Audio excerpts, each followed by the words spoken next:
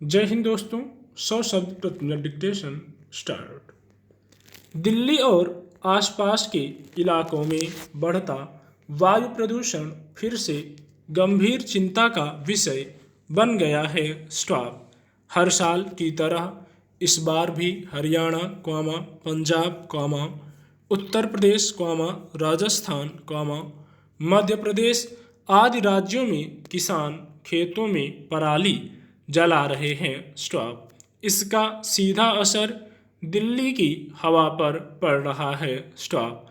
हालांकि पिछले साल के मुकाबले इस बार कम पराली जलाने का दावा किया जा रहा है, लेकिन पिछले कुछ दिनों में जिस तेजी से हवा खराब हुई है, उसे देखते हुए पराली जलाने पर तत्काल रोक लगाने की जरूरत महसूस हो रही है। स्टॉप। दिल्ली और आसपास के इलाकों का वायु गुणवत्ता सूचकांक अभी से खराब श्रेणी में आ गया है। स्टॉप। अगर पराली का धुआं इसी तरह आता रहा, तो कुछ ही दिनों में वायु गुणवत्ता बेहद खराब श्रेणी में पहुंच जाने से कोई नहीं रोक पाएगा और राजधानी सहित आसपास के इलाकों में स्थिति वैसे ही गंभीर हो जाएगी जैसे हर साल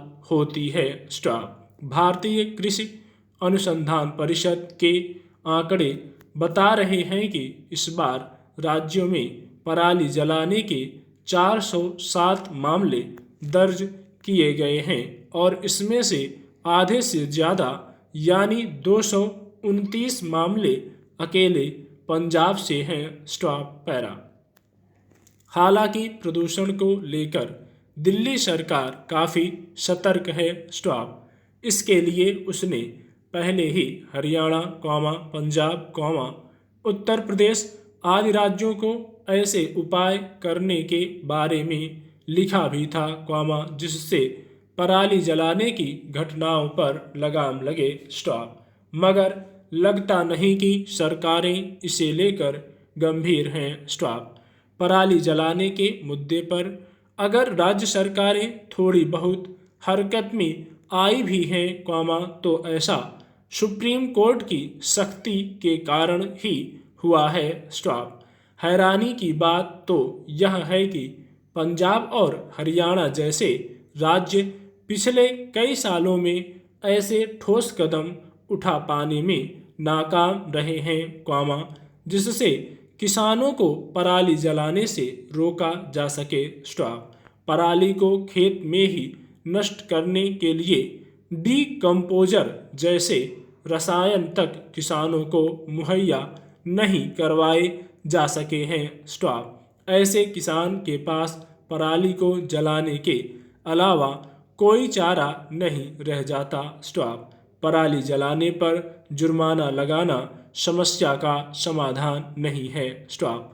बजाय इसके उन्हें वे विकल्प मुहैया करवाए जाने की जरूरत है, जिससे उन्हें पराली जलाने को मजबूर ही न होना पड़े। Stop para.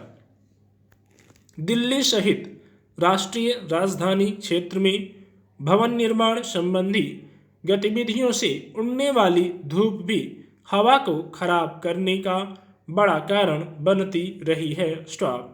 सरकारें चाहे कितने ही सख्त नियम क्यों न बना ले, उन पर अमल किसी चुनौती से कम नहीं है। स्टॉप।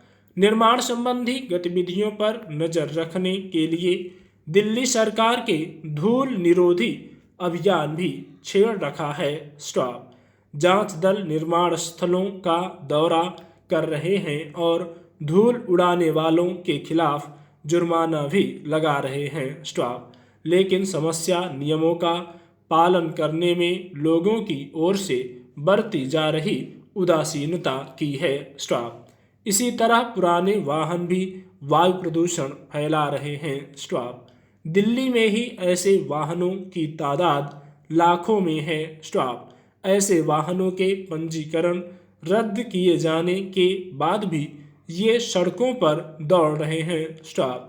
सरकार के सामने बड़ी और व्यावहारिक दिक्कत यह है कि इतने वाहनों को जब्त कैसे करें और कहां जमा करें। स्टॉप।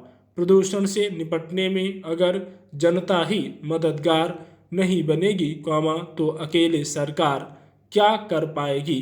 इस समस्या से निजात पाना है तो सरकार के साथ जनता को भी अपनी जिम्मेदारी समझनी और निभानी होगी। Stop para. कांग्रेस में एक बार फिर जान लौटने लगी है। स्टॉप। पिछले आम चुनाव के बाद जब अचानक राहुल गांधी ने अध्यक्ष पद से इस्तीफा दे दिया था, तब से पार्टी अपना अध्यक्ष नहीं चुन पाई। स्टॉप। सोनिया गांधी कार्यवाहक अध्यक्ष के रूप में काम करती आ रही हैं। स्टॉप। इसके चलते कांग्रेस के कई नेता लंबे समय से असंतुष्ट चल रहे थे। स्टॉप। 23 नेताओं ने अपना एक समूह ही बना लिया। स्टॉप।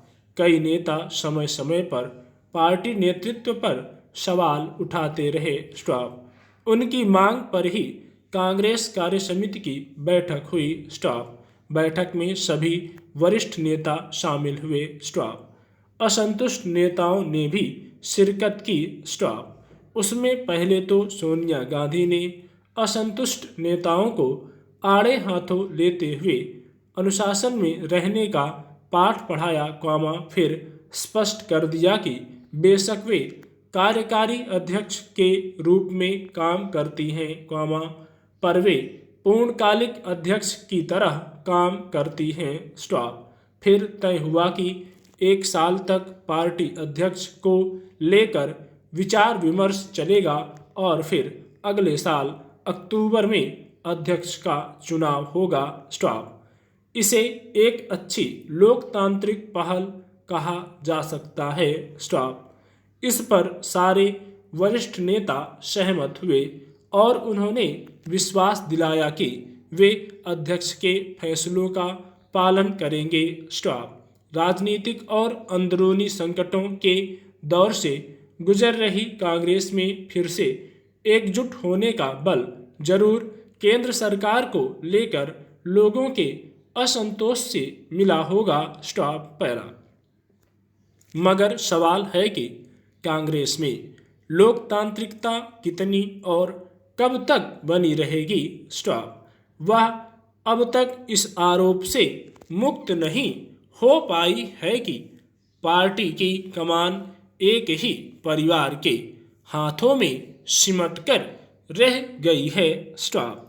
इस आरोप से वह तभी मुक्त हो पाएगी, जब अगला अध्यक्ष गांधी परिवार से बाहर का कोई चुना जाता है। स्टॉप। अभी 5 राज्यों के विधानसभा चुनावों में कांग्रेस को अपना दम दिखाना है। स्टॉप। उत्तर प्रदेश में राहुल और प्रियंका गांधी अपनी पूरी ताकत झोंके हुए हैं। स्टॉप। मगर पार्टी के दूसरे वरिष्ठ नेता कहीं जमीन पर उतरते नजर नहीं आ रहे। स्टॉप। वे कमरों के भीतर बैठकर सैद्धांतिक बातें तो खूब करते हैं, पर जमीन पर उनका जनाधार नजर नहीं आता। स्टॉप।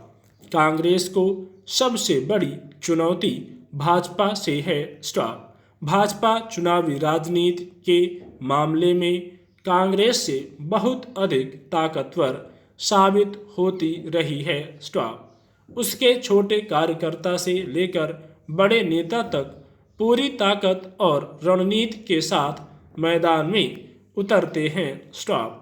कांग्रेस के लिए उससे मुकाबला कर पाना आसान नहीं लगता। स्टॉप। सोनिया गांधी ने बेशक पार्टी में लोकतांत्रिकता पर बल दिया है, मगर उसके लिए कमरे से बाहर निकलकर मैदान में उतरने वाले कार्यकर्ता तैयार करना बड़ी चुनौती है। Stop para.